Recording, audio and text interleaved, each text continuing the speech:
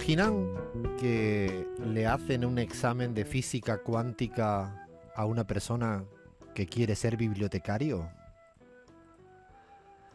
¿Se imaginan que le hacen no sé, le exigen el test para manejar y conducir camiones a alguien como yo que un día quiere ser periodista deportivo? No tiene ni pies ni cabeza a veces, muchas veces, cierto tipo de exámenes, test y requisitos para algún tipo de cargo al que uno aspire. Y yo creo que estamos asistiendo a un dilema en la democracia actual. Y es que se exigen facultades en la campaña electoral que están totalmente disociadas de las facultades para ser un buen gobernante. Dicho de otro modo, te exigen para ser un buen candidato un conjunto de rasgos característicos y competencias propias de 3 semanas, 3 meses, 6 meses de una campaña electoral. Hay que saber casi posar bien, hay que ser lo más excéntrico posible, lo más distinto al resto, decir la mayor barbaridad. Incluso se puede proponer cualquier cosa sin ninguna base, sin rigor y sin responsabilidad. ¿Es válido todo eso como facultades que se valoran en positivo en una campaña electoral? Sin embargo, cuando ese candidato o candidata gana con esas facultades, pareciera que estamos en dos universos completamente distintos, porque esas facultades le sirven para poco o nada para ser un buen gestor, un buen gobernante, un buen presidente. Por ejemplo, el señor Noboa, presidente del Ecuador, que creo que estaría dimensionando la violación del derecho internacional asaltando una embajada extranjera, creyéndose que era lo mismo que grabar un vídeo en TikTok. Qué extraño momento está pasando la democracia occidental a nivel global, que se puede ser un magnífico candidato, pero se puede ser un paupérrimo gobernante. Arrancamos, dale play, esto es La Pizarra. Hola, hola, hola, ay, esta música ya ha empezado a la primera grieta recién arrancando, porque ya me han dicho aquí por Bajini que no le gustan. A mí me encanta porque me da muy buena onda, y sobre todo de darme buena onda a otra persona que me está diciendo que no le gusta. Ya van dos que no le gustan. Ay, Dios mío, madre mía de mi vida. Ya tenemos siempre a los Grinch. A los Grinch de nuestro equipo los tenemos. Los únicos que sabemos somos vos y yo, Alfredo. Menos mal que nos entendemos en la música, porque es un poquito de Coldplay, pero sobre todo es un homenaje a Pep Guardiola. Esta es la música que pone a los jugadores de fútbol antes de un partido importante. Se lo ponía al Barça de Messi y se lo pusieron al Manchester City, que le empató 3-3. Qué alegría esta semana de fútbol. Hoy solo quiero hacer un programa de fútbol. Tiraría ahora todo el guión, todo lo que hemos venido trabajando esta semana, y solo me apetece hablar de que el Barça le ganó al PSG 2-3. O sea, 2-3. Barça ganó en PSG, o sea, empieza a cambiar el mundo. No. Empieza a cambiar el mundo. El Manchester City 3-3. No vamos a hablar de fútbol en el programa de hoy, aunque es lo que quisiera, y voy a saludar al equipazo que tengo. Qué gana tenía de hacer radio en este día otoñal en Buenos Aires. No sé cómo estará ahora, voy a preguntar por el resto del equipazo, pero voy con la pregunta. La pregunta es un poco complicada, está en el momento que a nadie le gusta responder primero, y hoy voy a empezar por la que tiene menos cosas que hacer. O sea, la que está más tranquila, la que no está haciendo absolutamente nada en este momento. Flavia, ¿estás preparada? Yo estoy preparada mientras tuiteo, hago radio en vivo y hago mate. O sea, Flavia está en este momento es el mate. multitasking. Multitasking. O sea, en este momento es capaz de echarle el chipá que tiene al mate y poner en el Twitter cualquier cosa. La pregunta es muy sencillita para arrancar. A ver. ¿Qué pregunta le harías tú a una persona que aspira a ser presidente? En una entrevista de trabajo, ponle que tú tienes que entrevistar al candidato a presidente. ¿Qué pregunta le harías? No, dificilísima me la dejó Alfredo. Así no se puede empezar. A ver, dale, tic-tac, tic-tac. Algo tic-tac, equipo de fútbol. Vaya Luna. Yo voy más por el psicoanálisis. Ya estamos, le preguntaría más por la relación con sus padres. Ay, Dios mío, pero es que nos salimos del bucle. Leandro Álvarez, donde quiera que estés, dime. Desde Mar del Plata, Alfredo, estamos. Y yo por la religión le preguntaría. Crismar Lujano desde México. ¿Qué pregunta le harías? Yo le preguntaría si la arepa es venezolana o... O sea, se imaginan, ¿no? Al presidente del Ecuador teniendo que responder a la entrevista de trabajo de Crismar Lujano. Está buena esa, me gusta. Gabriela Montaño desde Bolivia. Yo le preguntaría por qué quisiera que le recuerden después de que se vaya como presidente, o cómo se imagina a él mismo cuando termine de ser presidente. Muy buenas preguntas, me parecen buenas preguntas. Yo le dejaría una pregunta es, ¿te va a molestar que te digan la verdad? Esa es una pregunta que quisiera escuchar a la gente. ¿Te va a molestar, te va a joder que te digan lo que no te gusta escuchar como el día que llegues a ser presidente? Bueno, todo este tipo de pregunta la dejamos en el aire y le pedimos a nuestra maravillosa audiencia que nos acompañan, que nos hacen hacer radio, porque sería imposible hacer radio si no hay gente al otro lado. Y hay mucha gente y nos ponemos orgullosos y orgullosas de tener a esta familia pizarrera en la Argentina, en México, en Ecuador, en Bolivia, en España, en Paraguay, y gente que nos escribe de Colombia y de cualquier lugar. Gracias por estar siempre ahí. Así que, ¿por dónde nos pueden escribir, responder a esta pregunta, insultarnos, salvo que me llamen gallego? Ya dejé la pregunta en Twitter, así que nos pueden responder en Twitter, que estamos como @lapizarraoc. También estamos en Instagram y Facebook como Radio La Pizarra. Y si nos quieren mandar mensajito de voz, mensajito de texto, es al +54 911 5005 0710. Escriban, no, cuéntenos cosas, respondan la pregunta, no la respondan. Cualquier cosa es válido para estar en contacto y en comunicación. Y hoy tenemos un menú de lujo, Fla. Necesito que Alfredo me deje de pedir cosas. A ver, sí, es verdad, estoy pidiendo de todo ahora. Pero... Fla, y ahora, por favor, analízame el conflicto de Irán con Israel, Fla. Dale, Fla, bueno. por favor, ¿de qué están hecho el chipá, Fla? Fla, por favor, ¿me puedes decir, Milei, la inflación de... No, pará. Te voy a servir el menú, Alfredo Serrano Mancilla, porque tenemos un montón de cosas en este programón. Por supuesto, vamos a hacer nuestro picadito, la famosa vuelta al mundo. Nos vamos a Colombia a ver si las reformas efectivamente son posibles y Petro logra el cambio que está intentando hacer. También Brasil, un poquito de Elon Musk, que se habló bastante en Argentina de Elon Musk. Seguimos con el picadito en la vuelta al mundo. Nos vamos para México, debate presidencial. La señora de nombre imposible y Claudia Sheinbaum se dirimieron, digamos, en el debate presidencial. Cris nos va a contar todo al respecto. Obviamente Argentina no puede faltar. Milei antes de ser presidente, Milei post ser presidente de la nación. Y para finalizar, una chapita. Alfredo, ¿sos supersticioso? Cuando veo fútbol muy supersticioso. En la vida en general no, pero ahí sí. ¿Qué tenéis? ¿Algo de eso? Tenemos algo de eso, políticos y políticas, y las supersticiones de cada uno de ellos. Ay, la que vamos a abrir. No sé si tengo ganas de llegar a la última media hora del programa, pero lo vamos a intentar. Arrancamos con la pizarra. Y vamos a dar nuestra particular vuelta al mundo. Nuestra vuelta al mundo que tiene una particularidad, una singularidad, que es que el centro de gravedad de nuestro mundo está en América Latina, siempre en América Latina. Y esta vez tengo ganas de irme al Brasil, porque en Brasil hay una interesante disputa en materia de política económica, incluso me atrevo a decir que de símbolos, de horizontes, de sentidos comunes, y quiero que me lo cuente, Lean. Así es, Alfredo.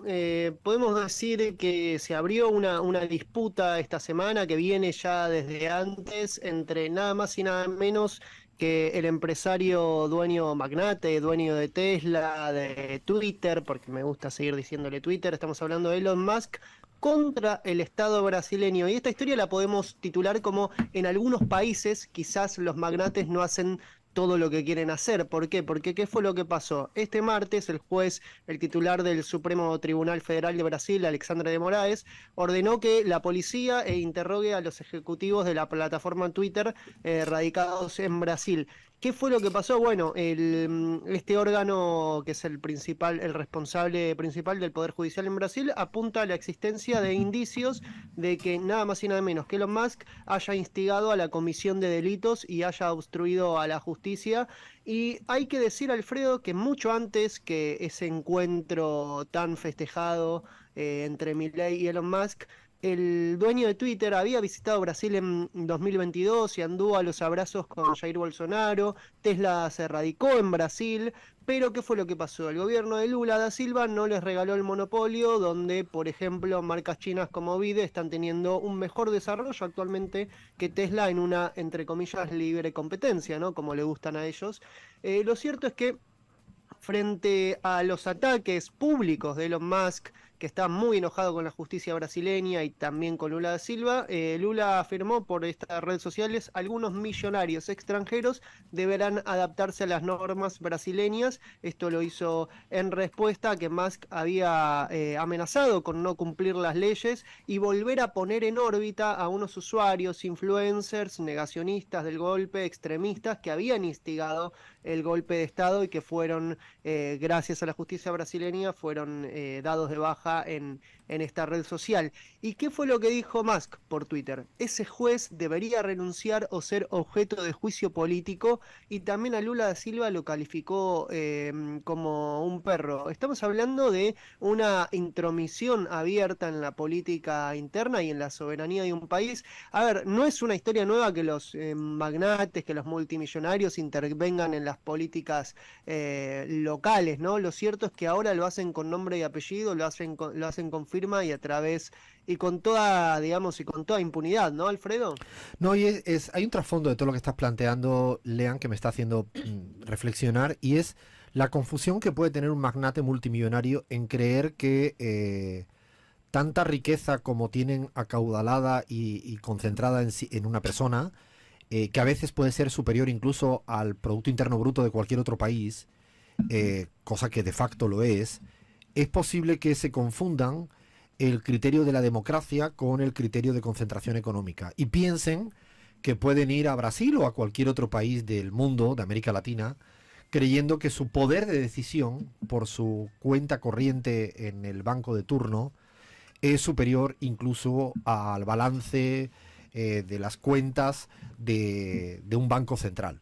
Es probable que estemos en un momento donde ciertos grandes magnates, ya ha pasado a lo largo del mundo, ha pasado incluso que han logrado tumbar economías haciendo golpes cambiarios o especulando en contra. No será la primera ni la última vez. Y este es el caso que está sucediendo con el señor Elon Musk y con Brasil.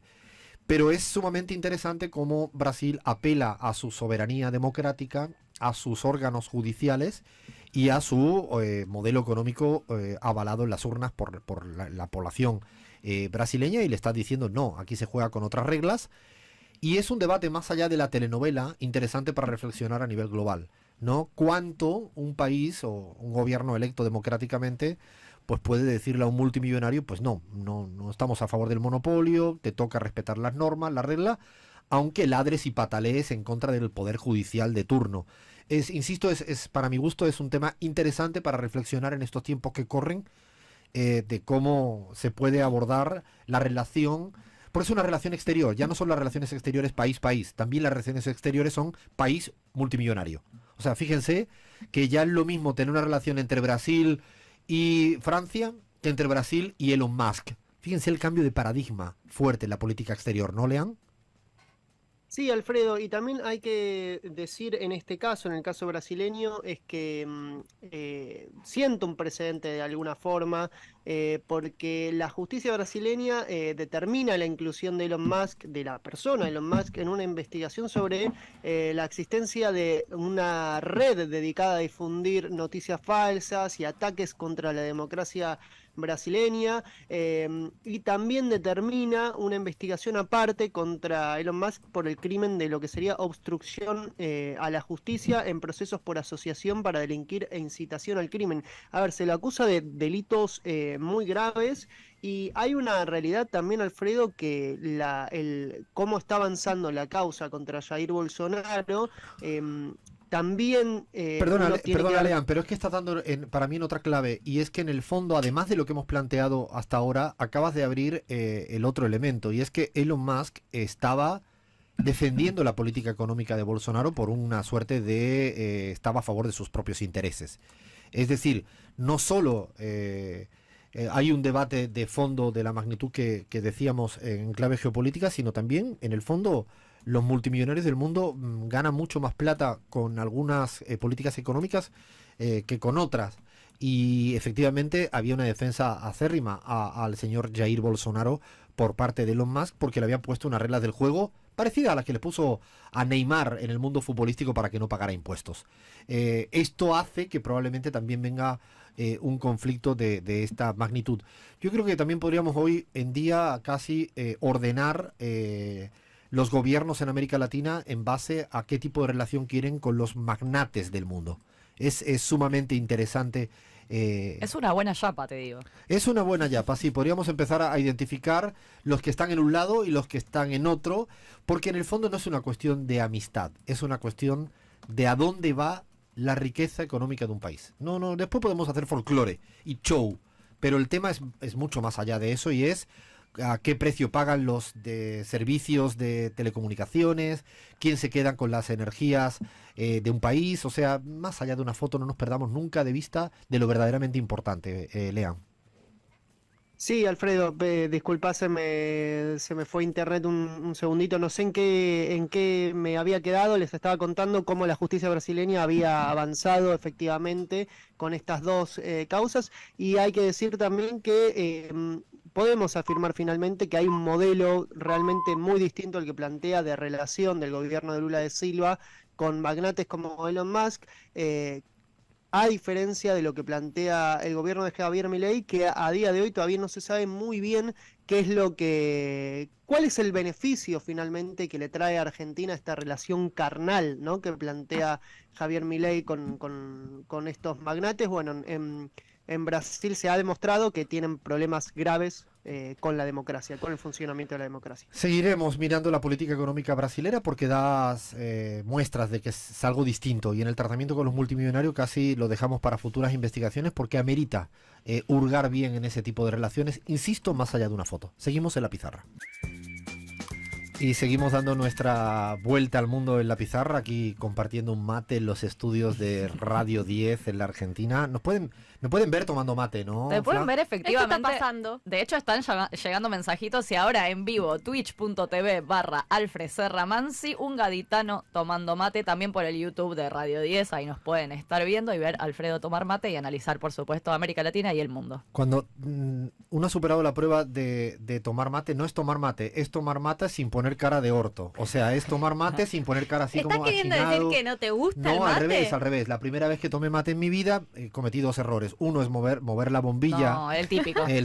El típico gallego. Y lo segundo es Se poner dijo gallego, cara. No, yo no, he dicho de los que lo hacen. Y lo segundo es poner cara así como de que no me ha gustado nada, y hoy en día lo tengo muy, muy ya naturalizado. Se te Me ve gusta. bastante normal. Me gusta mucho tomar Es mate. verosímil la imagen. Sí. Y casi hay que tomar mate o tomar algún digestivo o tomar algo para entender lo que viene pasando en un lugar que puede haber una guerra más pronto que tarde. Y lo digo con mucha seriedad y con mucha preocupación. Y es que esta semana pasada, también relativamente inadvertido para los grandes medios de comunicación, un país se va a otro país, al consulado de otro país, y mata a más de 12 o 13 personas. Israel decide irse al consulado de Irán en Damasco, en Siria, y lanza una ofensiva militar y mata a gente. O sea, esto es lo que ha pasado. Digo, esto quizás no ha salido en ningún lugar o poco, o se analiza poco. El conflicto geopolítico, cuando empieza a tener una espiral bélica de esta magnitud, hay que tener mucha atención, y más en un país, en un mundo donde cada vez está más en guerra que en paz. Israel, y ha dicho públicamente Netanyahu, que ni siquiera pidió del todo permiso a Estados Unidos, sino lo que informó es que lo iba a hacer. Dijo, voy a hacerlo.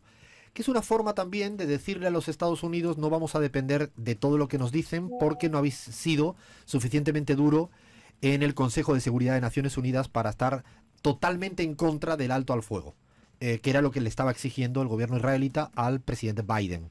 No es que se opusiera, pero se abstuvieron. Y esto el gobierno israelita le estaba pidiendo mucho más. Y la reacción de Irán, a día de hoy no sabemos cuál es. En este momento no sabemos cuál es. No sabemos cuál es. Hay una gran preocupación de todo el orden o desorden internacional de cuál es la postura de Irán. Porque si responde en la lógica israelita, ojo por ojo y el mundo se queda ciego, sería previsible que hubiera algún tipo de arremetida bélica de Irán contra Israel. El gobierno de Estados Unidos está alerta, Europa está alerta, Israel está alerta, Irán está alerta, el mundo está alerta, y la verdad que nos entristece otra vez más acciones del gobierno israelita que no les resulta suficiente con el genocidio que está haciendo contra el pueblo palestino, que siguen, porque siguen matando gente en Palestina, sino que ahora provoca a un país de la magnitud y de la importancia armamentística y geopolítica que tiene Irán. Mucha preocupación. Mucha preocupación, y aunque estemos lejos geográficamente, no podemos estar nunca lejos humana y políticamente de lo que viene pasando en aquellas latitudes. Lo digo con mucha tristeza. Mucha tristeza, y además lo digo con la voz muy alta y firme desde Buenos Aires. Y enfatizo lo de Buenos Aires y lo de Argentina porque hay un silencio cómplice por gran parte de la clase política y de los medios de comunicación respecto a lo que viene haciendo el gobierno israelita, no el pueblo israelita, el gobierno de Israel a nivel bélico contra Palestina y ahora, insisto, contra Irán.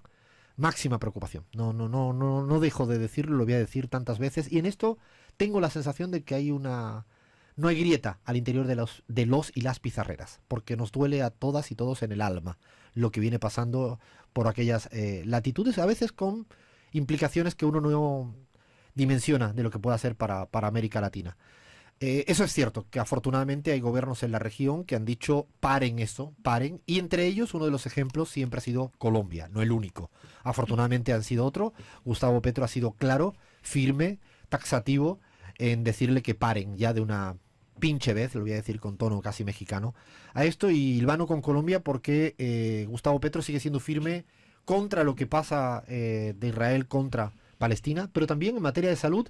Y yo digo, por favor, el que le interese la política internacional, que tome papel, lápiz, para anotar cómo se puede hacer política de otra manera. Es que efectivamente lo que decís, Alfred, Gustavo Petro es muy contundente en sus declaraciones, tanto de política exterior como lo que está sucediendo en Colombia, que ya dijimos 1000 veces, él vino a hacer un cambio y no va a parar hasta lograrlo. ¿Te acordás que estuvimos hablando la semana pasada de que el proyecto de reforma de salud, de reforma sanitaria, había quedado un poco trunco porque quedó archivado después de que la Comisión Séptima del Congreso de la Nación no juntara los votos necesarios y efectivamente lo archive?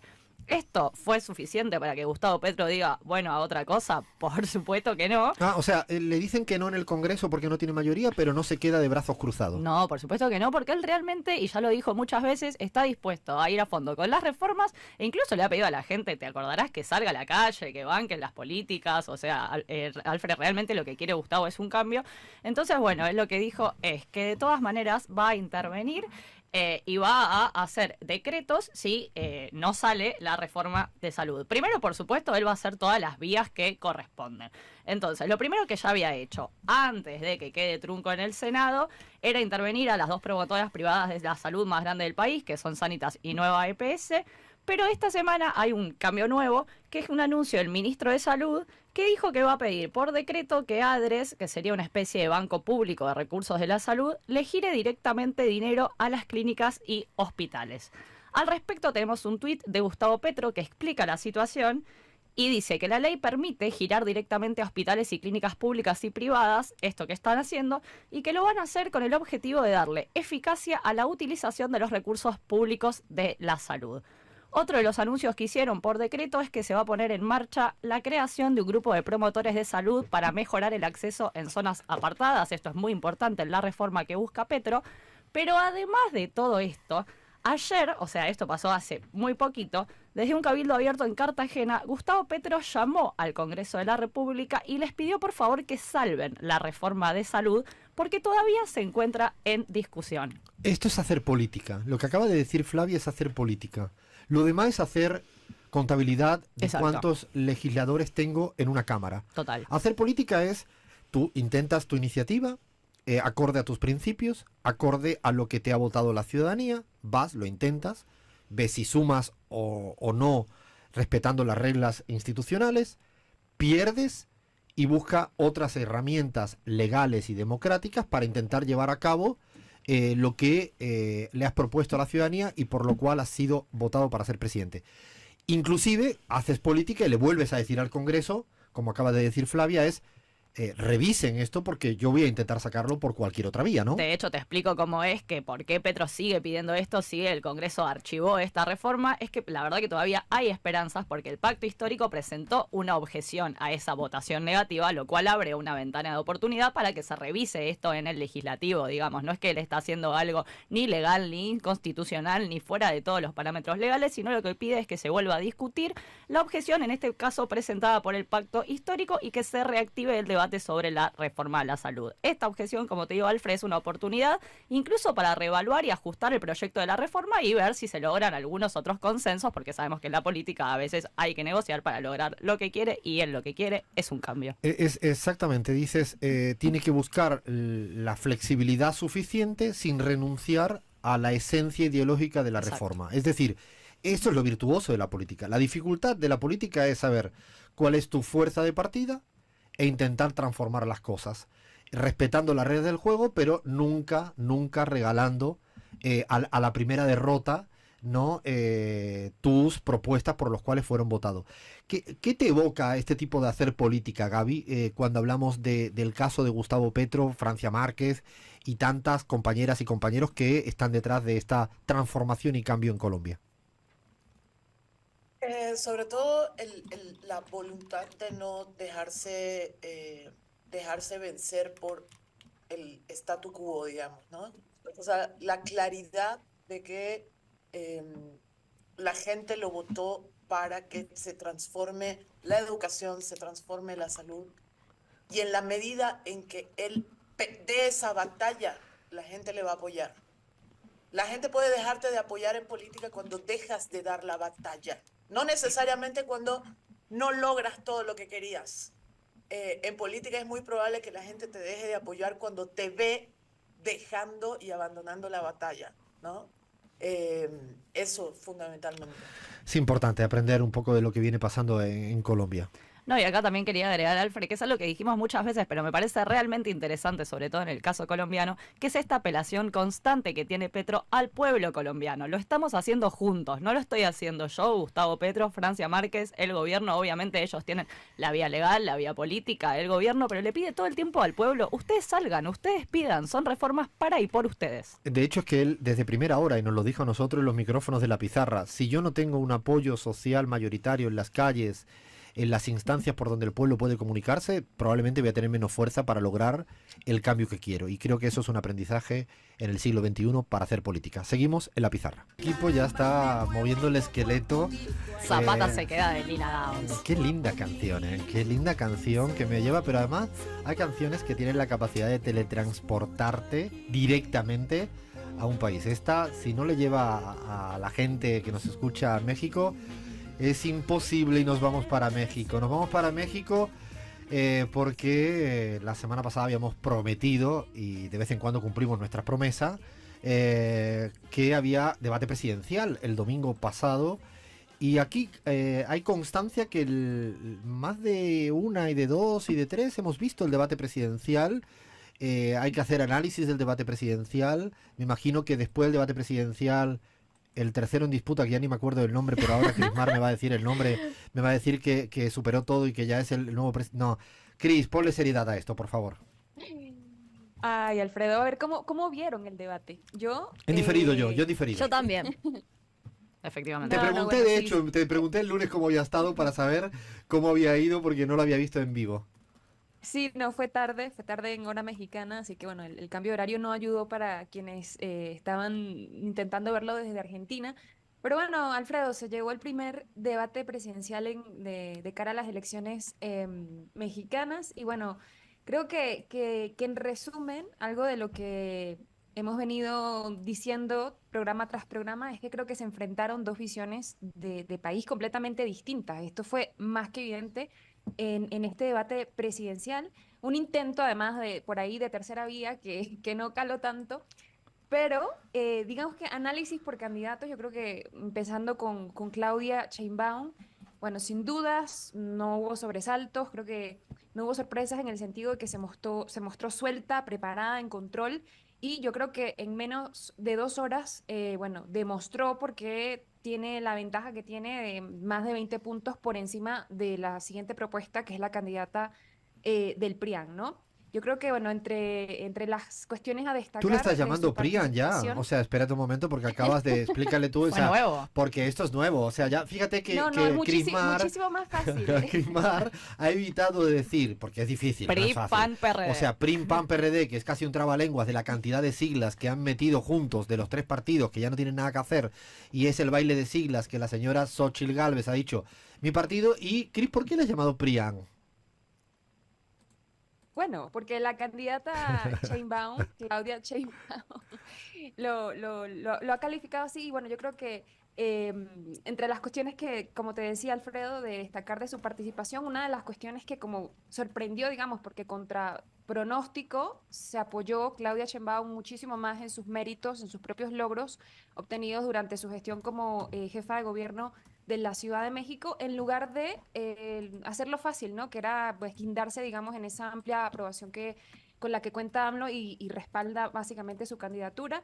Creo que, bueno, su punto, digamos, un poco más débil del debate fue la evidente necesidad de pasar a temas o de temas muy espinosos para la 4T, como la cuestión del aborto, la migración, también la relación con las Fuerzas Armadas.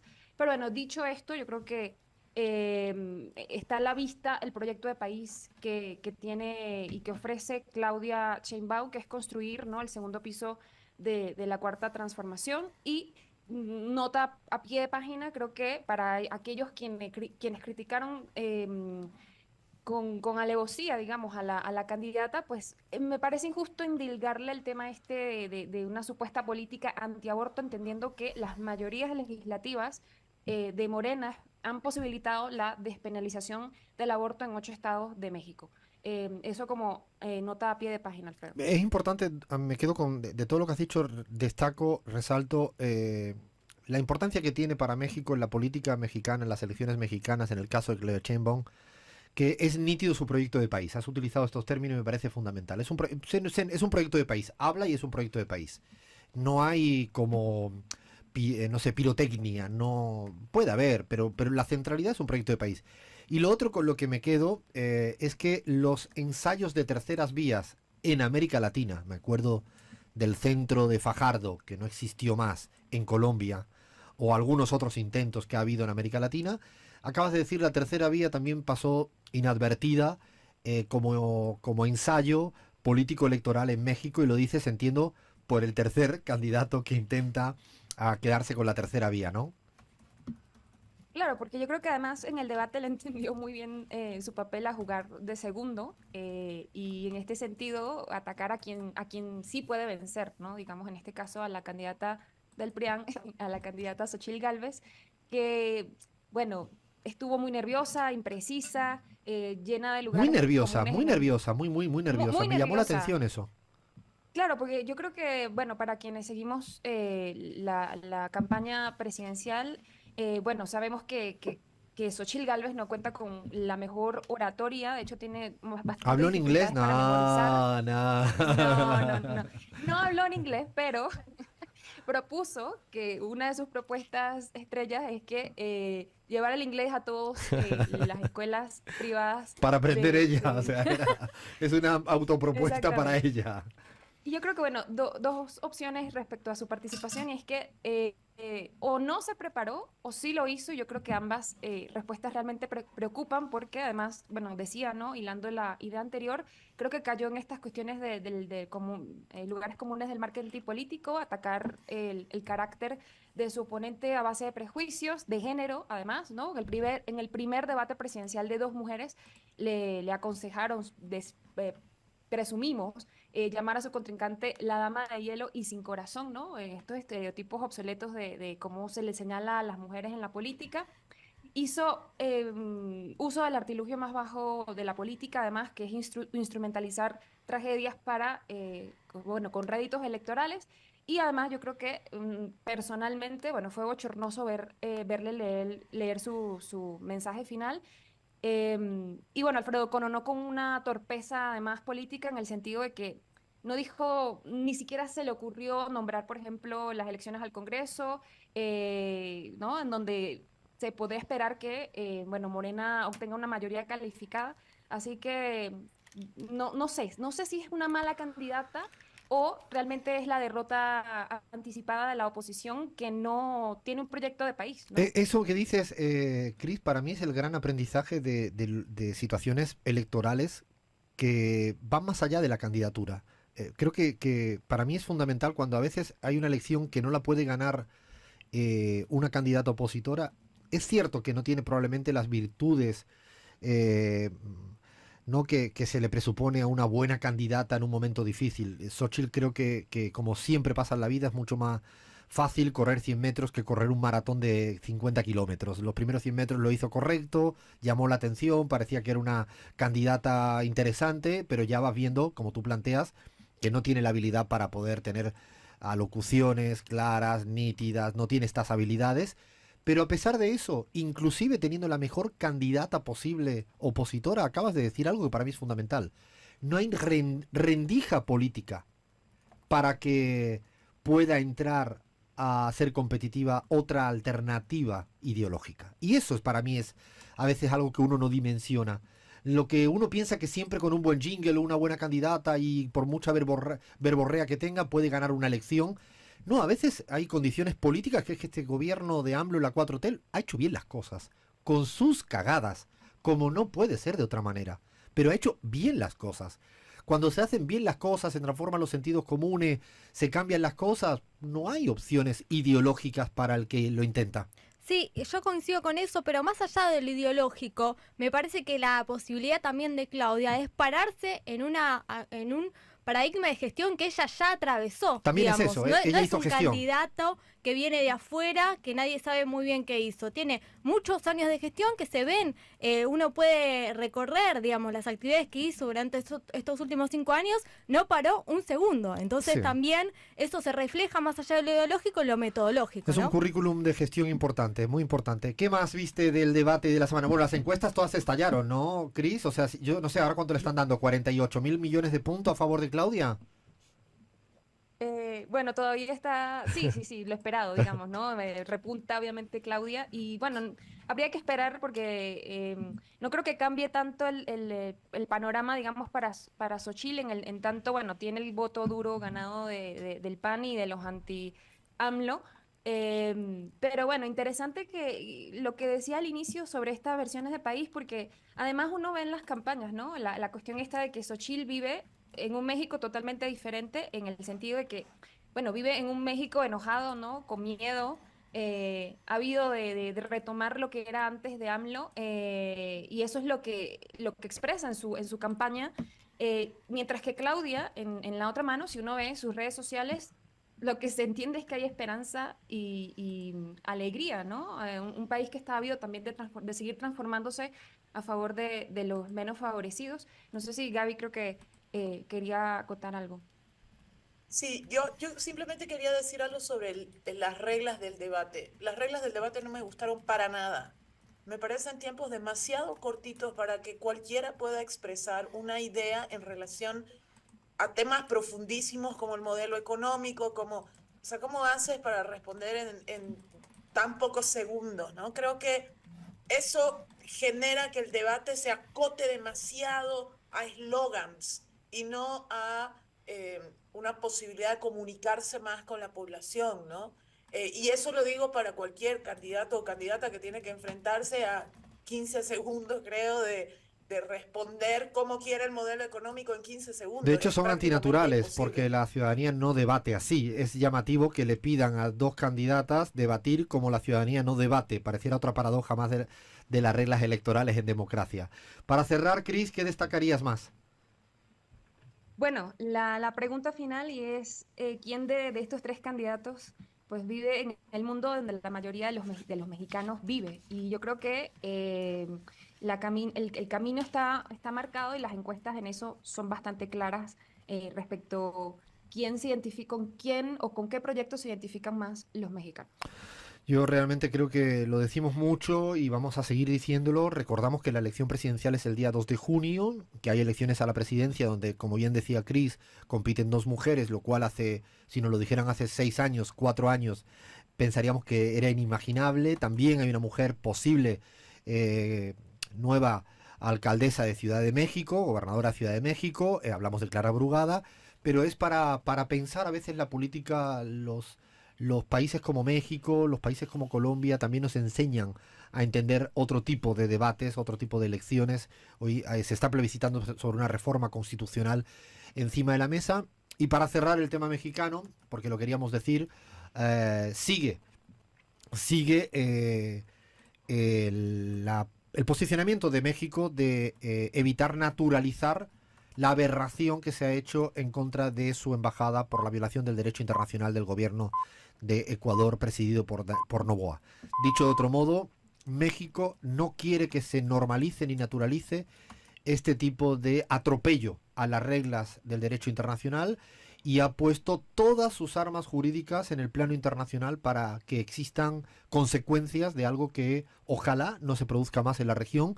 Y también creo que en términos de política exterior, México hay que estudiarlo y entenderlo desde el asilo hasta cómo no deja de pasar por alto este tipo de tropelías por decirlo de una manera muy suave, lo que ha hecho Noboa en contra de un país soberano como es México. Tomamos aire y tenemos una segunda hora de la pizarra que no se la pueden perder. Vamos a hacer el análisis de lo que ocurre en la Argentina. Y para hacer el mejor análisis de lo que ocurre en la Argentina he tirado el mate. Supersticiones, ¿no? No, íbamos a hablar no. en un rato? Yo creo que más que una ¿Qué superstición, pasó? a mí me parece que es una suerte de señal. De señal de lo que ahora implica Qué analizar miedo. lo que viene pasando en la Argentina. Y me gustaría dividir en tres partecitas en nuestra radiografía de la Argentina. Prometemos, bueno, no prometemos nada, que no vamos a hablar del divorcio de Javier Milei. Estamos tan tristes. Me voy. Prometemos que tampoco vamos a hablar sobre su fotografía con su ídolo. También prometemos, o vamos a ver si lo cumplimos, pero queremos hacer un análisis de lo que ocurre en la Argentina con tres aspectos fundamentales. Y doy titulares y entramos a cada uno de ellos. Los precios no bajan.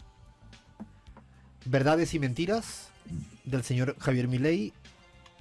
Y un número, el 45. Y van a entender por qué. El primer asunto que creo que nos ocupa es algo que llama la atención, que siempre estemos atentos y atentas al dato de inflación en la Argentina, cuando la ciudadanía sabe perfectamente el sufrimiento que hay por los precios en la Argentina sin necesidad de saber el dato de inflación en la Argentina. O sea, hemos construido a veces una suerte de un mito por los números, necesario para hacer política económica y política en un país, no lo estoy subestimando, más una persona que le tiene cierto respeto a todo lo que es lo cuantitativo.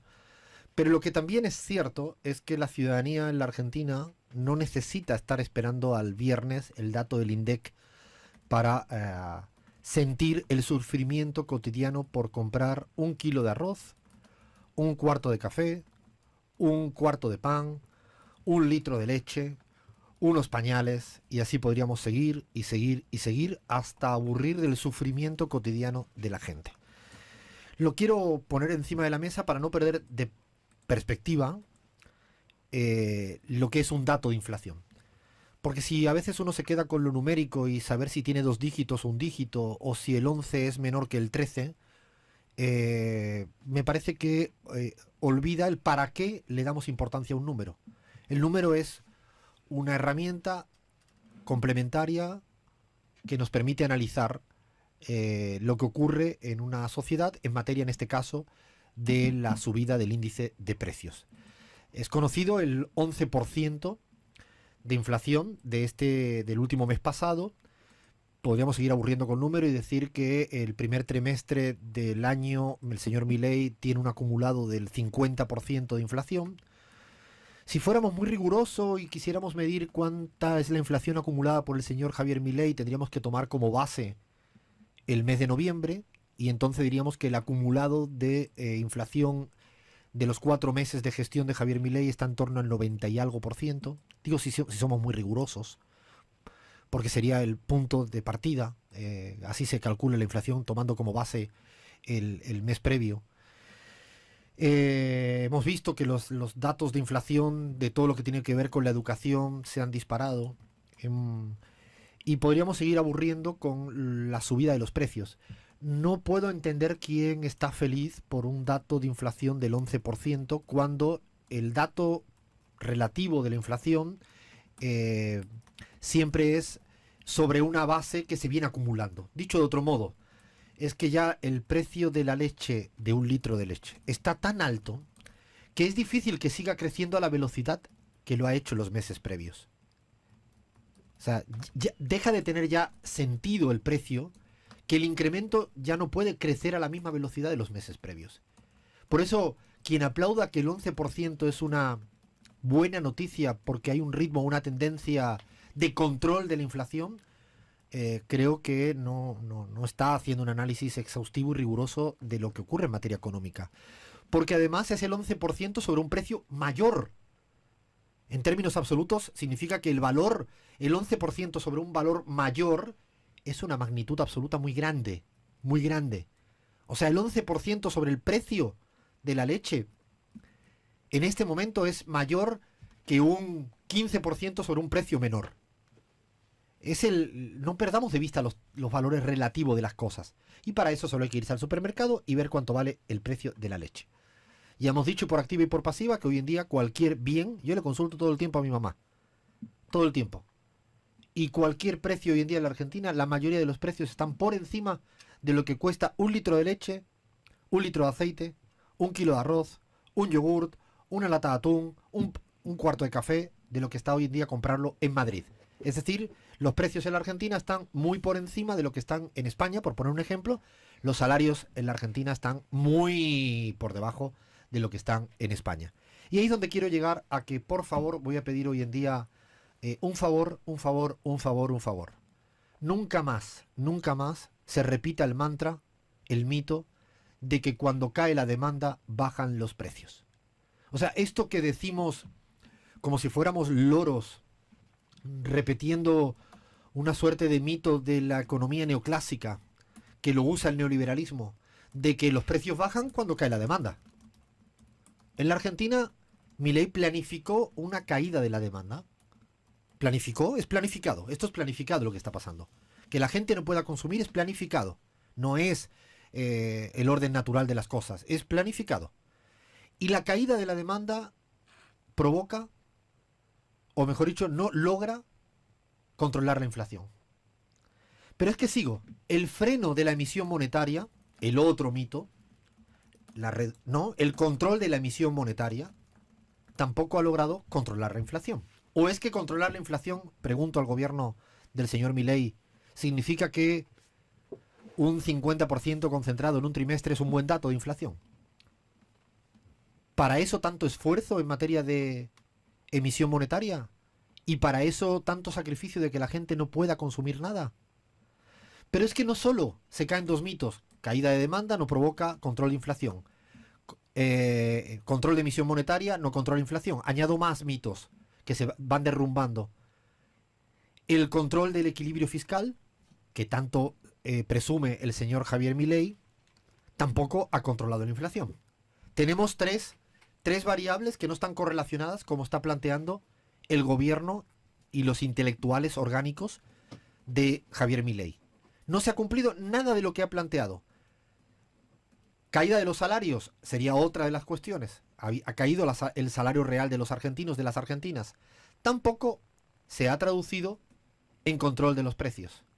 ¿Será que la relación de las variables con los precios es infinitamente más compleja que esta estupidez de creer que hay una variable única que explica lo otro? ¿Será que la economía es infinitamente más compleja que una relación tan maniquea y simplona como que al caer una variable la demanda se corrige la inflación?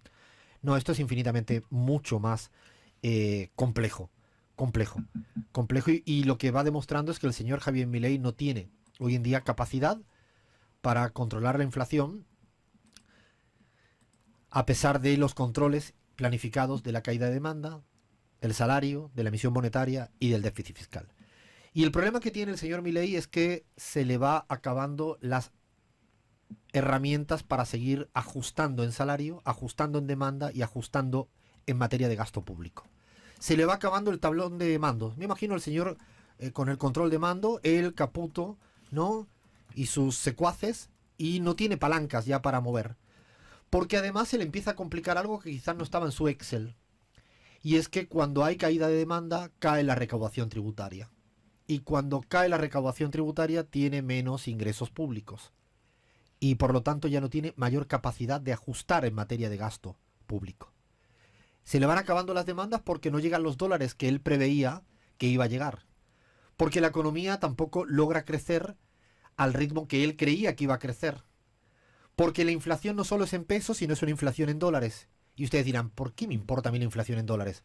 A lo mejor a usted que nos escucha ahora en la cotidianidad no le importa nada. Pero a todas las grandes y medianas y pequeñas empresas que tienen una dependencia de algún insumo productivo que se importa y que está en dólares, cuando la inflación en dólares es tan alto, empiezan a tener un problema de quiebra real en materia empresarial. Porque no son capaces de soportar una estructura de coste con tanta inflación en dólares, en pesos, sin vender nada. Estamos en un momento donde lentamente y progresivamente se va a ir aumentando el nivel de desempleo. Por lo tanto, ya no solo caída de salario, sino habrá caída de desempleo, sin crecimiento económico. Este es el modelo insostenible del señor Javier Milei, que tiene una dupla explosiva. Malestar macroeconómico con malestar microeconómico. Dicho en criollo, que dirían en la Argentina, le va mal por donde lo mires. En el cuadro macroeconómico y en la cotidianidad de los hogares de las familias argentinas. Este es el primer punto para abordar en serio, al menos desde nuestro punto de vista, el tema de la inflación en la Argentina. Y lo hilvano con el segundo punto, que es esto que se habla tanto de si Javier Milei tiene derecho a hacer todo lo que está haciendo porque dijo toda la verdad en la campaña electoral. Y yo creo que deberíamos de ser muy cuidadosos y rigurosos en esta cuestión. Habíamos siempre, no sé, como referenciado un libro que a mí me gusta mucho, que se llama El impostor. Y en ese libro hay para mí una máxima, una reflexión filosófica, que es que la mejor mentira es la que se hace en medio de alguna verdad. No hay la mejor manera de mentir es cuando te dicen una verdad por delante y una verdad por detrás y le cuelas la mentira por el medio. Claro, decir que Javier Milei dijo toda la verdad en la campaña electoral, yo creo que no es real. También es cierto que tampoco dijo todas las mentiras. Habría que ser exhaustivo en ver qué dijo de verdad y qué dijo de mentira. Por ejemplo, ¿eliminó el Banco Central el señor Javier Milei? No. No, eso estaba en sus promesas de campaña electorales. Pero dijo una, en relación al primer punto, que era que vino a exterminar la inflación. Él dijo literalmente esto que escuchamos. Suponte que yo fabrico. No, va a haber, es que va a haber alguien que va a decir. Yo fabrico esto. Ale, pero Javi, alguien va a decir que caro lo pagaste. No, Javi. Lo que no sabe que venís del futuro y sabes que soy el próximo presidente de la Argentina que va a terminar y exterminar la inflación. Decime cuánto valen ahora. Dale. Repetime eso. ¿Venís del futuro y qué? Te dije, vos ¿por qué estarías dispuesto a pagar $250.000 por mis anteojos? Eliminó la inflación atendiendo a un bot falso. O sea, sí, en parte alguito de razón tenía. Lo que pasa que no eliminó la inflación de las cosas reales que compra la gente. Pero además, en campaña también habló de que de ninguna de las maneras iba a subir las tarifas. Lo escuchamos. Se estuvieron mintiendo con los subsidios. Y te voy a decir algo, no vamos a tocar las tarifas. ¿Sabes por qué? Porque antes vamos a permitir que la economía se recupere. Y cuando la economía se recupere, la economía va a poder pagar. Espera, a ver, ha dicho que cuando se recupere la economía es cuando iba a subir las tarifas. ¿Tú ya lo notas? Sí, sí. No, por ahora no. Lean, ¿tú notas que los salarios se han recuperado ya? ¿Tienes por ahí algún datito? Alfredo, los salarios durante estos 4 meses de gobierno de Milei, más precisamente de diciembre a febrero, según el RIPTE, que mide el salario del trabajador registrado, cayó un 19,6% el poder adquisitivo, y es la mayor caída en 20 años. En solo 3 meses Milei bajó el salario casi lo mismo que Macri 4 años, Alfredo. Y hoy por hoy el salario promedio registrado solo llega a cubrir un 89% de la canasta básica sin contar el alquiler. O sea, sin contar el alquiler. El salario promedio de una persona en trabajo formal está en torno a 600 algo mil y la línea de pobreza para cubrir la canasta básica está en torno a 700 y pico mil. Ponle que sí, que trabajan dos personas con salario promedio. Si le metiéramos el alquiler estarían en el umbral de la pobreza. Para dejar claro cómo el señor Milei, en estos casos, mintió con el tema del Banco Central, no eliminado, mintió, que yo sepa, con la exterminación de la inflación, mintió con el tema de las tarifas, pero además dijo también que el ajuste lo iba a pagar no la gente, sino la clase política. El ajuste lo va a pagar la política, no la gente. El ajuste lo paga la política y sus socios. O sea, vos vas a buscar esa guita, no le vas a recortar. Eso es escuchá. No me voy a meter con la gente, me voy a meter con la casta. Javier, es súper clave que lo aclares. Porque hay La mucha gente y tiene clara. La gente, a ver, yo hice campaña diciendo que voy a hacer el ajuste. Y que el ajuste no lo paga la gente de bien, lo pagan los delincuentes, lo paga la casta. O sea, debe haber ahora mismo el 90% de la ciudadanía argentina que se debe estar considerando delincuente y casta. Porque yo estoy convencido de que incluso, más allá de que le atribuyan a una u otra razón, pero hoy en día el ajuste está aplicándose a el 90% como mínimo de la ciudadanía argentina. Los que estaban empobrecidos están en una situación inimaginable en materia de hambre y servicios básicos. Los que estaban en el umbral de la pobreza ya son pobres. La clase media baja ya es baja. La escuálida clase media, digo escuálida en cantidad de gente que hay hoy en día en la Argentina, de verdad en clase media ya está siendo clase media baja. Inclusive la clase media alta dejó de ser clase media alta y estamos solo probablemente en un porcentaje chiquito que debe ser a los que no le está practicando el ajuste este gobierno de Milei. Otro aspecto en el cual no dijo la verdad, mintió en la campaña, fue en materia impositiva. Le escuchamos. Señores argentinos, les voy a decir algo.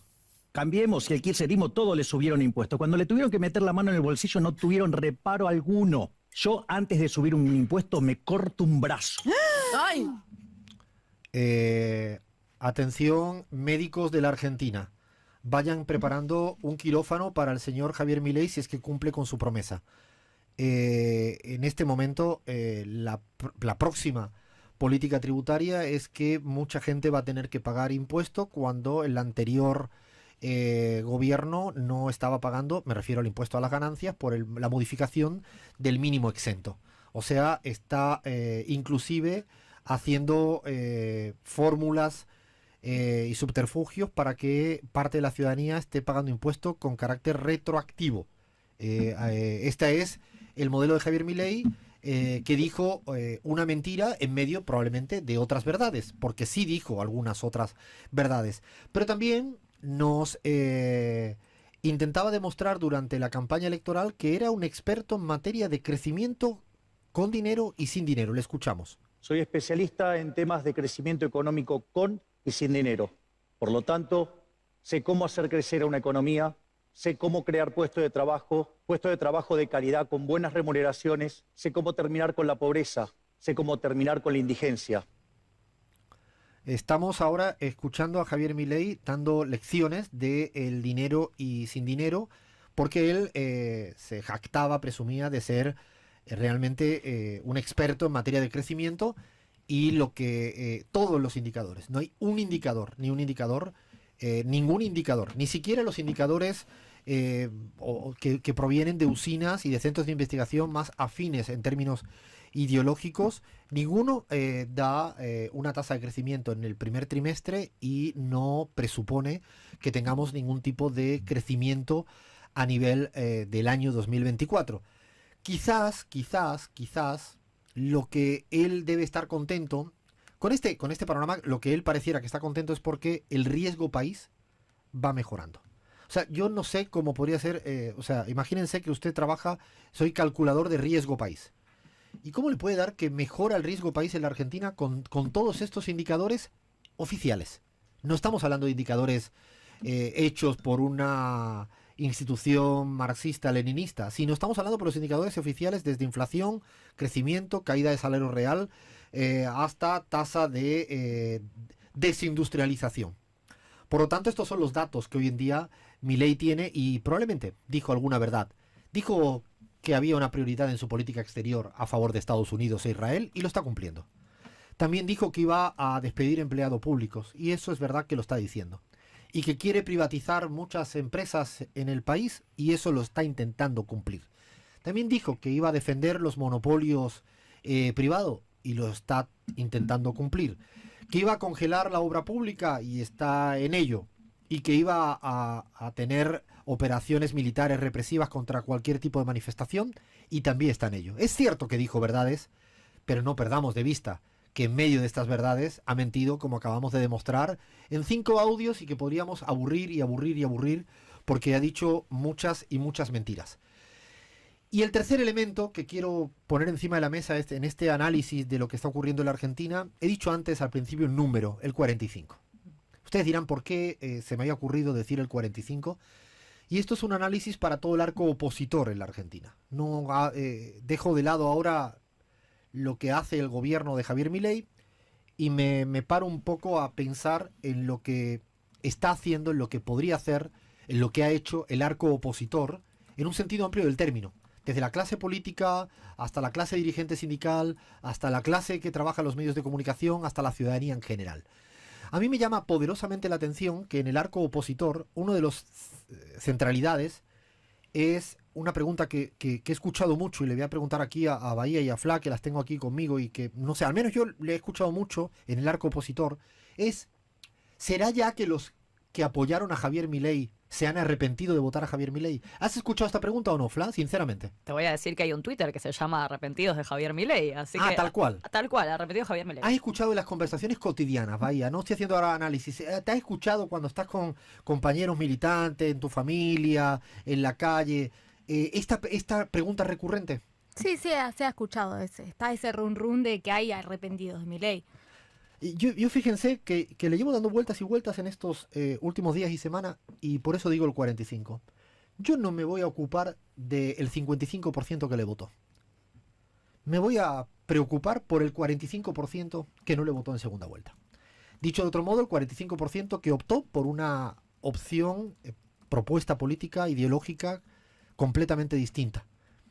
Votó a una fuerza, una coalición de partidos heterogénea, que el 45% en segunda vuelta y el 37% en primera, creo que estoy diciendo bien los datos de la última elección en la Argentina, es un volumen de gente muy importante. Yo creo que la oposición hoy en día, y si me permiten plantearlo en términos hacia adelante, el principal objetivo que tendría es amalgamar al 45% o evitar que se inocule la resignación al interior del 45%. No creo que sea ahora tan prioritario pensar o intentar convencer al que votó a Javier Milei, sino me parece infinitamente más prioritario ocuparnos por el 45% que no le votó. Porque la clave de construcción de un proyecto político es que el 45% que te votó a ti, en este caso fue Massa el candidato, pero si hubiera sido otro, a lo mejor el voto hubiera sido el 47 o el 43. Da igual el valor exacto y hiperpreciso. Lo importante es pensar en toda esa gente que te votó a ti, que en primera vuelta además fuiste la primera fuerza más votada. Yo creo que lo que hay que evitar es que haya resignación de esta ciudadanía y que haya además normalización y naturalización de esta ciudadanía y que asuma como que lo que nos está pasando nos lo merecemos, lo que nos está pasando es por culpa exclusivamente de una fuerza política propia. Yo creo que es fundamental pensar y hacer política para ese 45%. Ese 45% que en el peor momento te fue a votar. Confió en ti. O sea, ese 45% votó a un ministro de Economía que tenía la economía con una altísima inflación y con una situación económica que no era buena. De ninguna manera era buena. Y te votó a ti. ¿Por qué te votó a ti y no votó al otro? Bueno, yo creo que hay que empezar a hablarle exclusivamente a ese 45%. Y ocuparse de que ese... Porque, cuidado, en el 2019, ¿con cuánto se ganó en primera vuelta? ¿Os acordáis? 48. ¿Os acordáis? En primera vuelta en el año 2019, ¿con cuánto se ganó? 48. Dicho de otro modo, ese 45 que te votó en segunda, que no quería nada que oliera a la derecha durísima, ya se llame Macri, Milei, Bullrich, pero que te votó a ti, en el fondo siguen siendo tuyos, que están a tu lado, que están esperando algo de ti. Cuando digo de ti, no digo de una persona, hablo de un conjunto de personas.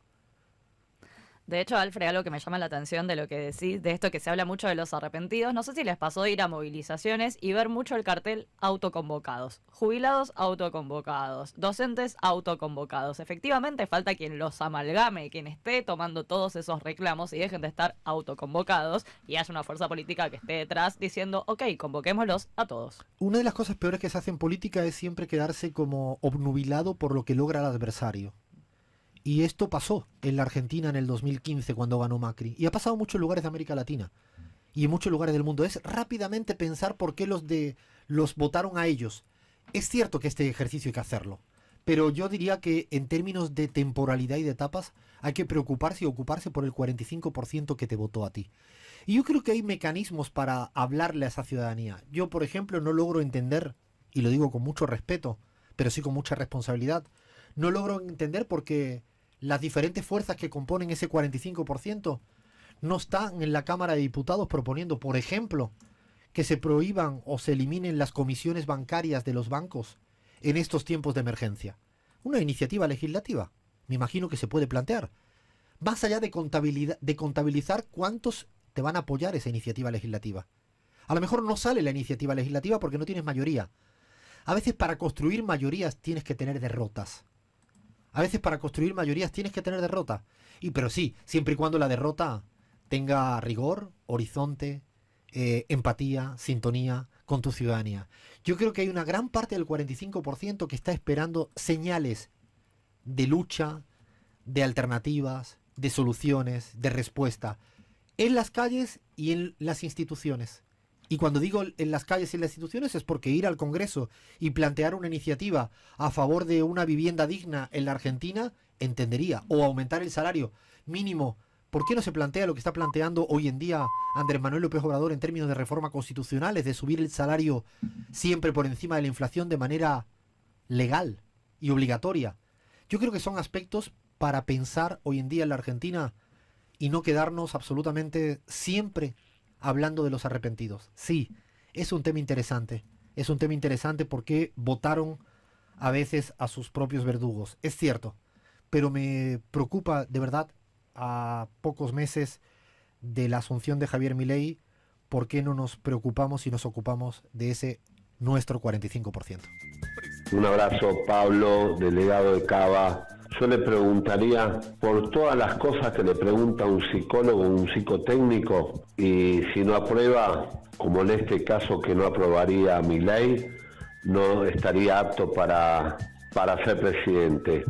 Y la pregunta puntual sería, ¿cómo es hablar con un perro que está muerto? Yo le preguntaría primero que todo si sabe qué dice la Constitución Nacional. Artículo por artículo, un examen básico, dudo que más de uno lo pase. Soy Isabel de Colegiales, un besito. Aquí un marplatense en Málaga, ya hace 6 años que vivo por aquí, pero siempre estoy conectado con mi país. Yo le preguntaría a alguien postulado a presidente cómo se maneja con la improvisación, porque yo creo que eso es muy importante, la inmediatez a las cosas, que uno no las espera. Soy Mónica de La Plata. Bueno, yo tengo a mi hermana viviendo en México y el debate presidencial lo vi en directo a través de YouTube por Milenio.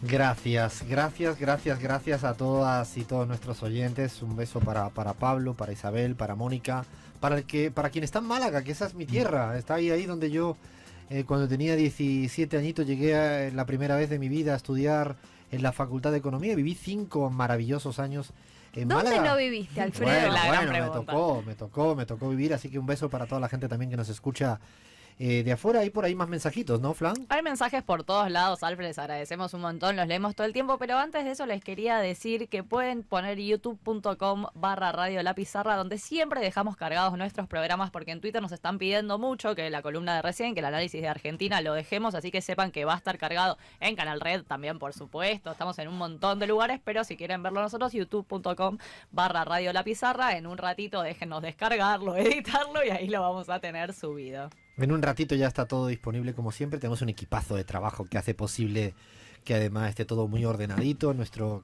propio canal YouTube, que siempre le agradecemos también a la gente que nos escucha en otro momento del día, no en vivo y en diferido. Y la radio se escucha de tantas maneras. Me encanta que la radio se escuche en vivo como toda la vida. La semana pasada estuve en Zárate, que fue un momento hermoso de mi vida, en una biblioteca popular. La provincia de Buenos Aires. Ay, qué lindo lo pasé. Le di un beso a toda la gente que estaba allá, en un lugar con mucha historia, más de 90 años de historia de biblioteca popular, y lo disfruté mucho. Y me decía alguna gente que prendía la radio como siempre. Y dije, ay, eso, pero también la gente que lo escucha al día siguiente, a cualquier hora. La radio es muy, muy, muy hermosa, muy linda. Compañía. Yo estoy alargando este tramo porque no sé, no tengo ni idea. O sea, Gaby, le damos paso al equipo para que yo te hago una pregunta así, como si no nos estuviera escuchando nadie, estuviéramos en un momento de pre-programa. ¿Tú crees que tenemos que darle paso aquí a Bahía y a Fla para que hablen de lo que dicen que van a hablar? Uy, me encantaría que sí. Ay, Gaby, de verdad, yo que pensaba Le pasamos el sobre antes. Pero es que me da curiosidad. Igual bueno saber cuáles son las supersticiones de los políticos y las políticas. Se nos fue parte del equipo, porque la idea era preguntarle también a ustedes si eran supersticiosos. Yo creo que Gabriela algo debe tener. A ver, que diga ya Gaby, ¿no? A ver, Gaby, ¿qué decís? No, soy demasiado científica, o sea, mi lado racional me lleva siempre y no, superstición no tengo. Ni en las elecciones tampoco, o sea, el día de la elección es como que si fuera como un partido de fútbol importante. ¿No has tenido ninguna cábala, superstición ese día? Sacarme la mugre, esa sí la cábala. Me sorprende, la hacía más bruja a Gabriela Montaño. Pero efectivamente... Soy bruja para otras cosas. Claro, la intuición le gana a la superstición. Vamos a arrancar por Uruguay porque todos sabemos es que no hay manera, Fla, ¿te das cuenta, ¿no? Por supuesto que sí. Que es un país muy relevante para la región. Tenemos a Luis Lacalle Pou, tiene dos, no supersticiones, pero antes de una elección, un momento importante, siempre va a comer a la familia de una gente del Partido Nacional. Históricamente siempre va al mismo lugar, pero tenemos otra que es más llamativa, que es que tiene un peluche de Duracell. ¿Qué dice? No, ¿se acuerdan? Es un país serio Uruguay, dice, ¿no? Cada día menos, Alfredo, porque ¿se acuerdan que había una publicidad de pilas Duracell? Que estaba el muñeco, el conejito. Sí, que por hacía cierto, como... si Duracell quiere ahora patrocinar la pizarra, estamos ahí en publicidad gratuita. Nos pueden escribir. Bueno, efectivamente quisieron utilizar esa idea para la campaña del 2015, con esta idea de recargar pilas y demás, y él se compró por Mercado Libre un conejito, lo mandó a arreglar a un electricista, además hizo todo una perorata y se lo quedó para siempre, y eso es su amuleto, el conejo de Duracell de Luis Lacalle Pou, el primer supersticioso. No me la imaginaba esta es la que menos me imaginaba, que es el presidente del Uruguay con su peluchito de Duracell ahí puesto el día de las elecciones. ¿Se imaginan? Que la agarre fuerte este año porque le va a hacer falta comprar un par de ositos de esto, ¿no? Bueno, yo también, si nos metemos en países que nos gustan, me voy para México, por supuesto. A ver. Porque tengo doblete para darte, Alfredo. Vamos a empezar con el presidente de la nación actual, Andrés Manuel López Obrador. Es común que cuando un presidente asume, sobre todo si es un presidente supersticioso, porque por supuesto no pasa con todos, mande a limpiar a veces casa de gobierno, palacio presidencial. ¿Vieron que eso es un habitué, sí? Es un habitué. Para cambiar las energías, ¿no? Por las duditas, exactamente, para cambiar las energías. Y AMLO mandó a hacer una limpieza, efectivamente, a la silla presidencial. Pero esto... ¿A la silla? Efectivamente, pero te voy a contar por qué. Porque esto tiene una historia detrás, que es una historia que viene de Pancho Villa, Emiliano Zapata y 35 años de dictadura de Porfirio Díaz. O sea, tiene como un tiempo detrás. Alfredo se está riendo, pero esto es muy real. Porque cuenta la leyenda Es mexicana. la historia de las supersticiones entonces No te en cuen- México. Interesante. Realmente. Cuenta la leyenda mexicana, la historia. De hecho, hay un libro que se llama El Águila y la Serpiente que cuenta esto, que después del triunfo de la revolución de Pancho Villa, Emiliano Zapata, después de 35 años de dictadura de Porfirio Díaz, cuando los líderes revolucionarios llegan al Palacio Nacional, dicen, bueno, buenísimo, llegamos acá, vamos a sentarnos en la silla presidencial. Y Pancho Villa se sienta porque Emiliano Zapata dijo, no, chicos, esta está embrujada. Entonces, como el Zapata decía que estaba embrujada, Villa le decía, no, dale, sentate. Él se negaba rotundamente y decía que esa silla fue culpable de la desgracia de los mexicanos a tal punto que intentó destruirla. La historia cuenta, amigos, amigas, que el hermano de Zapata buscó esa silla presidencial para quemarla y para romper la maldición de la vida política en México, pero no la pudo encontrar porque, claro, leyenda va, leyenda viene, no sabemos si no estaban hablando de una silla de montar en vez de la silla Claro, presidencial. cualquiera sabe, sí. Claro, o sea, entonces pasaron estas cosas, pero bueno, AMLO asumió y acá tenemos lo que dijo. A ver si lo podemos escuchar. Zapata no se quiso sentar en la silla presidencial porque sostuvo que estaba embrujada. Yo no sé si estaba embrujada o no. De todas maneras, antes de que yo llegara, la mandé a limpiar. Lo banco un montón. No sea cosa, porque me encanta porque él dice, yo no sé si es cierto, pero por las Por dudas. si acaso. Sí, es verdad, obvio. Es verdad que uno puede no ser supersticioso, pero el por las dudas no está mal, ¿eh? No está mal, efectivamente. Y bueno, acá estuvimos hablando de candidatas presidenciales, porque el tercero, la verdad, no sabemos ni el nombre, así que estuvimos hablando de candidatas y le estuvieron preguntando en TikTok a Claudia Sheinbaum si ella es o no No debe supersticiosa. ser, no debe ser. A ver. ¿Crees en los signos zodiacales? ¿Qué signo eres? No creo, pero me gusta leerlos. Cáncer. ¿Eres supersticiosa? No me gusta pasar la sal de mano en mano.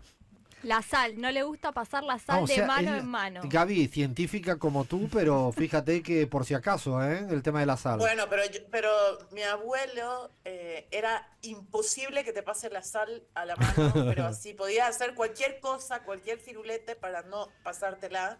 Y yo tengo eso como un poco incorporado. Ah, mi papá con los Heredado, cubiertos. Mi papá con los ¿Pero cubiertos esa cuál es? Mi papá los cubiertos no los podía cruzar. Ah, mira. Era una cosa esa no. tremenda, o sea, era... Y yo nada más que por joder lo hacía un poco, era de chico. Después ya al final casi tampoco quiero que se me crucen. Bueno, Alfred, voy a cambiar de país un poco para dejar México de lado, que tenemos acá esto que me pareció muy interesante. Y acá voy a hacer una pregunta personal, porque no puede ser la cantidad de cosas que encontré de España.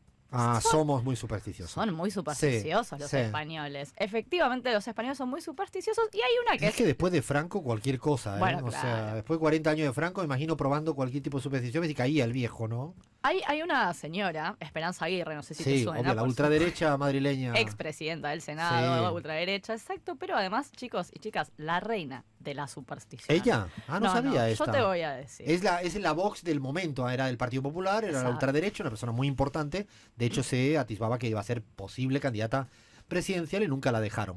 Bueno, efectivamente lo que sí la dejaron es usar todo el tiempo el mismo bolso porque ella Como el mismo bolso. no cambia de bolso, de cartera por nada, porque dice que es una cuestión de cábala.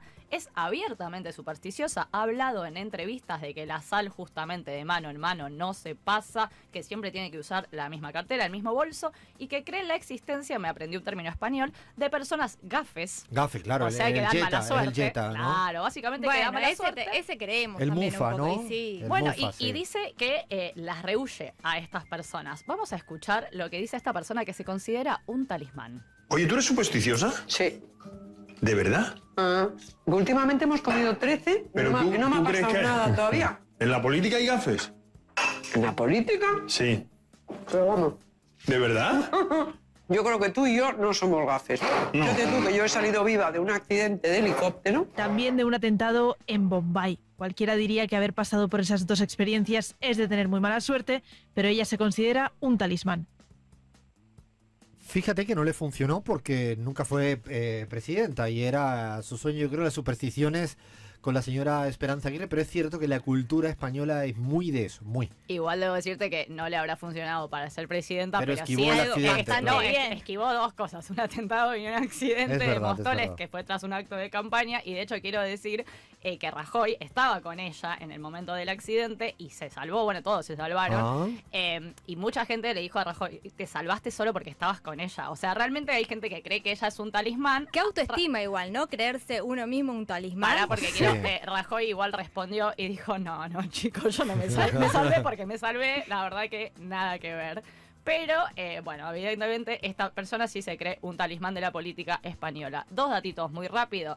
Felipe González dice que si te dan un ¿Qué premio... me vais a traer? ¿A todos los amigos de España hoy a mí o qué? No, tengo dos para darte. Felipe González que dice que si te dan un premio por trayectoria te están matando en vida, así que Felipe González pide que por favor nunca lo premien mientras Eso es una está manera de vivo. justificar cuando no te dan un premio. Claro. Y pará porque me traje la última guardadita porque dije nos metemos con la actualidad, Pedro Sánchez. A ver, ¿también es supersticioso o no? No, sabes que mira, de Pedro Sánchez la verdad que buscamos, no encontramos nada concreto. Si alguien le quiere hacer la pregunta, nos la manda a los amigos de Canal Red, por favor pregúntele a Pedro Sánchez, pero podemos decir que nació un 29 de febrero y sabemos que se dice de los años bisiestos, año bisiesto, año siniestro, así que Pedro Sánchez... Una pregunta, nació si así. cumple el 29 de febrero, ¿cómo celebra los ¿Cuándo lo cumpleaños? festeja? Eso es para otra Pregúntenle. chapa, Alfredo. Ah, ¿Qué esta no la hacemos sabía, con la... esta. No se No se festeja. festeja. No Pero puede si cumple ser. año, bueno, es otro tema. A ver, vaya. Vamos con Bolivia. Este quizás sea el momento más surrealista de la columna. A ver.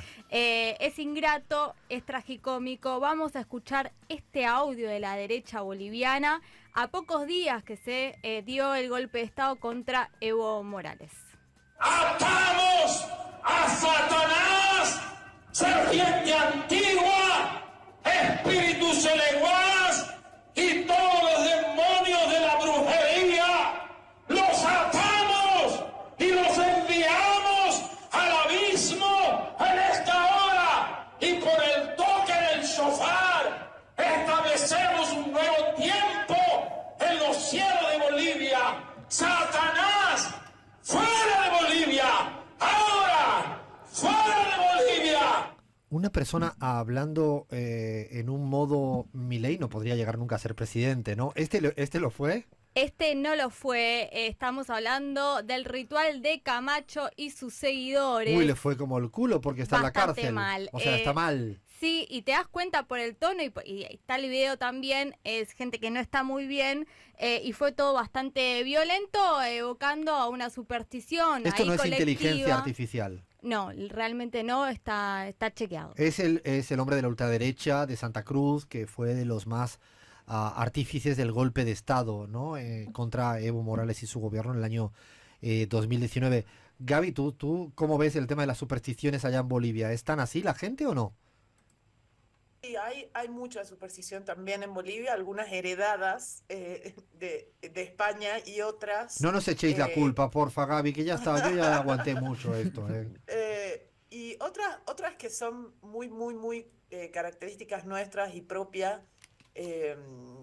Por ejemplo, el hecho de poner ruda en la puerta de tu casa para que no te entre mala energía y la gente que entre con mala energía se rebote, digamos, esa mala energía. ¿Evo es supersticioso, Gaby? Yo no lo tengo, yo ahora estoy registrando No en mi cabeza encontramos nada de las Evo. veces que he conversado Pero con él, lo que no. lo que sí tiene mucha relación con los sueños. Exacto, eso sí es verdad y eso es cierto. Él eso habla es cierto. mucho de eso y cuando se sueña algo, él lee esos sueños, los interpreta y los aplica en la vida cotidiana, digamos, ¿no? O sea, siempre hace referencia, en muchas entrevistas lo ha hecho, ¿no? Sí, es verdad eso que dice, que ha hecho mucha alusión siempre a sus sueños. Ahora me voy a Colombia, que de verdad pongo la mano en el fuego de que tienen que ser muy supersticiosos. Sabes que uno esperaría eso mismo, pero no, efectivamente por lo menos no lo encontré. Pero lo que sí encontré es un hecho curioso que había que destacar, que es cómo se mezcla a veces esto de las culturas, de las raíces y de las supersticiones. ¿Por qué estoy diciendo esto? De Colombia, como les comento, no encontré A específicamente... Petro no me lo imagino. Claro, no, bueno, yo justamente busqué Petro, no había, no sé qué, pero dije Francia, ¿viste? ¿Quién te dice capaz? Pero en plena época de elecciones hubo una usuaria que en Twitter, por supuesto para criticar a Francia Márquez, subió una foto de Francia, que la voy a dejar en nuestro Twitter, que está rodeada de velas, de frutas, etcétera, encendiendo una vela. ¿Y qué hace esta usuaria para criticarla? Acusarla a Francia de santería y brujería. Me encantó porque otra usuaria le respondió, y esto lo voy a citar textual porque fue muy bueno: vieja bruta, eso no es brujería, es Inti Raymi o Fiesta del Sol, que es una ceremonia Claro, que se sí. celebra en los pueblos y naciones indígenas. Es dar el agradecimiento, sí, eso es Exacto. otra cultura, Entonces- mucho más allá de las supersticiones. sí. Exactamente, eso es algo cultural. Y vamos a terminar con Ecuador. Tenemos Uy, a uy, Rafael uy. Correa. Espera, no sé nada. Yo, o sea, de la columna no sé nada.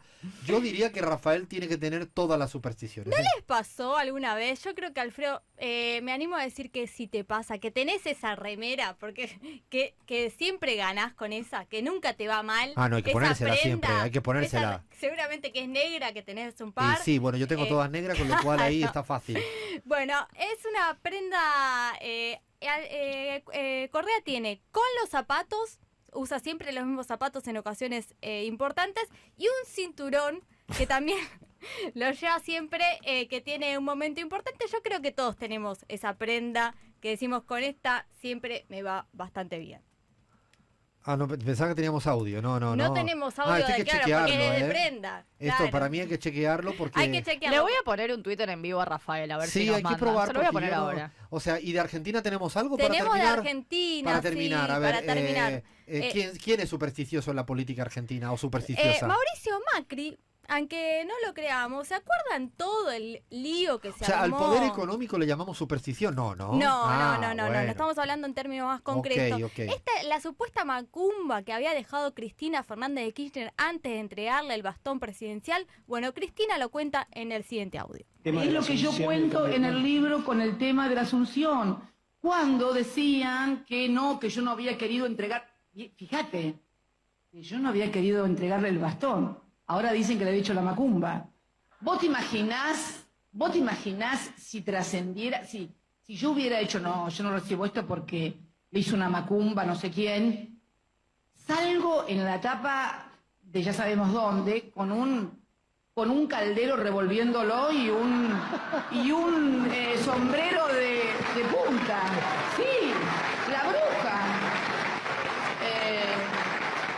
La verdad que todo esto corrobora la locura que significó el traspaso de poder el 10 de diciembre. Bueno, ustedes son muy chicos, esto ya pasó hace casi 9 años, es increíble, yo no lo puedo creer, pero se dio toda esta discusión acerca del traspaso presidencial. Evidentemente Mauricio Macri, más supersticioso que todos nosotros juntos, dijo, esta señora le hizo una macumba al bastón. Yo lo que... o sea, lo digo con mucha cuidado, pero si el señor Milei no le está funcionando su racionalidad para corregir el rumbo de este país, si tiene que buscar supersticiones, que las busques. O sea, ¿no te parece, Bahía, que hay un momento donde no das ni una... Aferrarse a y cualquier aferrarse? cosa, O sea, por a ahora una fe. su marco racional no nos está yendo bien. O sea, ¿y por qué no empezar a probar con algún tipo de superstición? Sí, de hecho nosotros estuvimos dejando en redes sociales para hacer la columna una preguntita de supersticiones, lo tienen en Instagram como Radio La Pizarra, lo tienen en Twitter, en un montón de lugares, y hay una persona que le quiero mandar un saludo muy especial porque dijo que su cábala de los sábados es escuchar Radio La Pizarra. al mediodía. Ah, esto sí que es lindo y hermoso y hermoso y hermoso. Yo creo que es un buen universo la relación entre las supersticiones y la política, y yo me atrevo a decir con todo lo que a veces no es tan racional, y la política. Me parece que es algo que a veces uno lo subestima, y ahora lo digo en serio y con respeto, pero para quien cree en este tipo de cosas es importante. Y en la toma de decisión, desde la interpretación de un sueño hasta una superstición o cualquier tipo, puede influir más que cualquier análisis. Lo digo con toda la seriedad, y si ven a este gabinete actual en la Argentina, pareciera más importante saber de constelaciones que de macroeconomía. Seguimos en la pizarra, que tenemos que ir cerrando este chiringuito, ir echando persianas, ir retirándolo, todos los bártulos que hemos dejado hoy cachivaches aquí en medio de la mesa. Hoy estamos en los estudios de Radio 10, aquí en Buenos Aires, en Palermo, muy felices como siempre de hacer radio en la Argentina a través de Radio 10, también contentos y contentas de estar en Radio Pichincha en el Ecuador. Tenemos mucha gente que nos sigue en aquellas tierras, también en México, en Radio Sonora, en Altavoz Radio, en Canal Red en España, en Patria Nueva en Bolivia y en Sin Antena en Paraguay. Es que estamos hasta en la sopa, estamos por todas partes. Lean, le tenemos que dar las gracias al equipo que hace posible lo imposible, es que hagamos radio así, de todas partes del mundo. Le agradecemos a Fernando Sanineri, que estuvo en la edición de sonido para La Pizarra toda la semana, a Iván Soler en la edición de video también para La Pizarra, operación técnica en Radio 10 Sebastián Merani, en Pichincha Carlos Minango, la operación en YouTube estuvo en Radio 10 Nacho Ferreira, la producción en Radio 10 Cristina Chiesa, edición de sonido Charlie Cacabielo, servicio informativo Martín Burgue, musicalización Javier Fábregas, con edición en Radio 10 Cristian Carballo, dirección general Sebastián Pedrón. Ya llega Pablo Ladaga en la continuidad de Radio 10. Quédense escuchando radio porque siempre es la mejor compañía. Hoy, mañana, cuando hace sol, cuando llueve, la radio está ahí siempre, te ayuda a tener a alguien al ladito que te cuchichea ahí al oído. Es hermoso. Y lo digo ahora no como en este lado de la radio, sino cuando estoy. Salgo de acá y me la pongo. Y a la tarde me la pongo y todo el tiempo. Me gusta estar con la radio. Es hermoso estar haciendo radio. Bueno, vamos a cerrar como siempre con una palabra dicha, escrita en la pizarra. Bahía. Mi palabra es magia. Flavia. Multitarea. Y lo logró, Hoy hay que darle, hay que lo logró. El que tiró el mate fui yo y ella estuvo pletórica. Gaby, una palabra. Bruja. Lean, una palabra. Contraataque. Contraataque, pero esto es... yo voy a decir la palabra que tengo ganas y van a entender por qué. Lo diré la semana próxima. Libro. Libro. Libro de alguien que se siente libre, porque no solo se sienten libres los libertarios, y que además libra, con lo cual ese juego libro libre va que va. Y para cerrar, eso sí, siempre una amenaza muy, muy presente. Somos La Pizarra y hemos venido para quedarnos.